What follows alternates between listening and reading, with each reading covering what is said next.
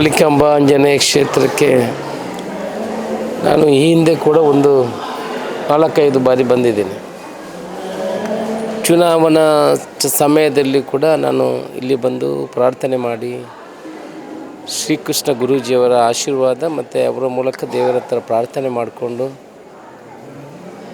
ನನಗೆ ಒಂದು ಶಾಸಕನಾಗುವ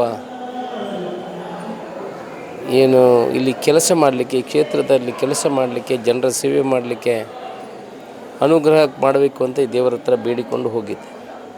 ಆನಂತರ ಶಾಸಕನಾದ ನಂತರ ಕೂಡ ಈ ಕ್ಷೇತ್ರಕ್ಕೆ ತುಂಬ ಸಲ ಭೇಟಿ ಕೊಟ್ಟಿದ್ದೀನಿ. ಕ್ಷೇತ್ರದ ಭಕ್ತನಾಗಿದ್ದೇನೆ. ಇವತ್ತು ಕೂಡ ತುಂಬ ಕೆಲಸ ಇದ್ದರೂ ಅದನ್ನೆಲ್ಲ ಮುಗಿಸ್ಕೊಂಡು ರಾತ್ರಿ ಸಮಯ ಸುಮಾರು 9:30 ಗಂಟೆಗೆ ಕೂಡ ಇಲ್ಲಿ ಬಂದಿದ್ದೀನಿ. ಅತ್ಯಂತ ಸಂತೋಷ ಆಗಿದೆ. ಭಾರಿ ವಿಜೃಂಭಣೆಯಿಂದ ನಡೀತದೆ.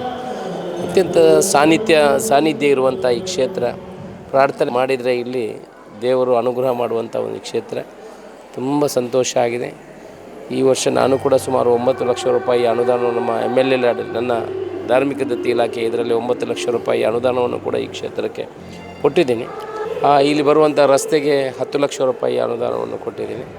ಮುಂದಿನ ದಿವಸಗಳಿಗೂ ಕೂಡ ಸದಾ ಈ ಕ್ಷೇತ್ರಕ್ಕೆ ನಾನು ದೇವರ ಸೇವೆಯನ್ನು ಮಾಡಲಿಕ್ಕೆ ಬದ್ಧನಿದ್ದೇನೆ. ದೇವರ ಅನುಗ್ರಹವನ್ನು ಬೇಡುತ್ತೇನೆ. ದೇವರ ಹತ್ರ ಪ್ರಾರ್ಥನೆ ಮಾಡ್ತೇನೆ. ಎಲ್ರಿಗೂ ದೇವರು ಒಳ್ಳೆಯದು ಮಾಡಲಿ.